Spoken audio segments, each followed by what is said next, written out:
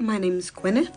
Robin 1993 is one of my comfort comics, and I thought I'd talk to you today about some of Tim's civilian friends. Now we're going to start with somebody I've seen have a little bit of a renaissance lately, and it's no surprise because she's sort of seen as the third part of the Bernard-Tim trio. That's right, we're talking about Darla Akista. Now, I'm personally not particularly fond of the character, I'll tell you why in a little bit, but here's the warnings as to some of the rougher topics we'll be covering when we talk about her. Now, as sort of previously mentioned, we're first introduced to Darla when we're also introduced to Bernard in Robin 121, when Tim goes to public school. Bernard originally has a little bit of a crush on Darla, but Darla is quite obviously more interested in Tim. There's no two ways about it. As the only daughter of a mob boss, Darla is quite a spoiled, entitled character.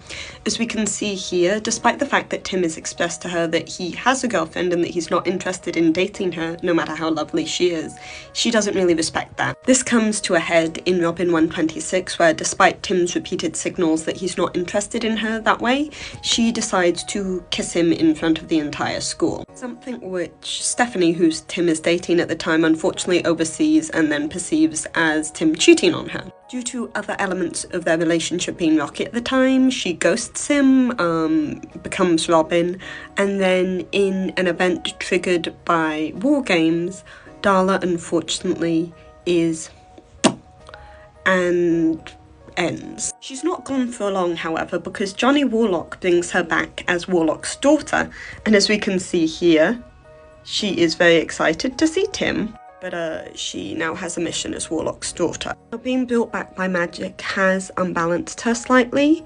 and one of the conditions of her being built back is that she is meant to end Robin. Ultimately, Con has to help Tim with that situation, and her solution to her magic unbalancing her is to basically try and manipulate Tim into starting a relationship and maintaining a relationship with her.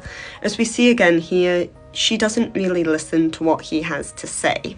Now, it's worth noting that this happens to Tim time and time again in the Robin 1993 run. It's one of the things that I struggle with the most when I go through my reread. Essentially, every single love interest Tim has, at some point, on some level, tries to force themselves on him. One of the reasons I struggle with Darla so much, however, is she does do it consistently. That's basically the only interactions her and Tim have. She also is repeatedly shown to have not much care for other people's lives and to be quite entitled. This is also Willingham, not Dixon, so I can't just chalk it up to Dixon being Dixon. So yeah, what do you guys think of Darla? Are there any other civilians you'd like me to cover next?